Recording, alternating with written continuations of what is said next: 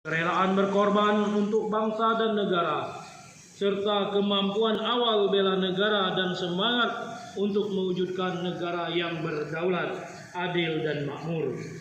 Dalam aktualisasinya, bela negara harus disesuaikan energi semua pemangku kepentingan, sehingga terwujud kekuatan yang besar untuk mencapai tujuan yang besar pula.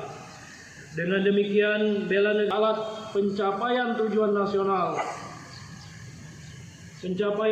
nasional bangsa dalam jangka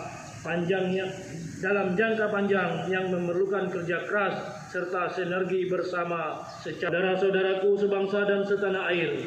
Dalam beberapa tahun yang lalu, segala infrastruktur yang diperlukan untuk kemajuan bangsa, mencetak lapangan kerja, mendorong peningkatan sumber daya pembangunan, dan mereformasi birokrasi pemerintahan. Namun sekali lagi, faktor yang paling utama tetaplah SDM yang unggul demi kemajuan Indonesia.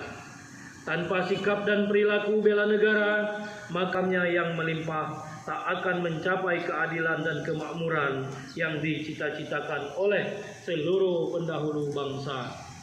Maka jelaslah bahwa penanaman nilai-nilai dasar bela negara harus dilakukan secara terus-menerus kepada beragam profesi tanpa memandang usia, suku, agama, dan ras sebagai hak dan kewajiban tiap warga negara yang dijamin oleh undang-undang.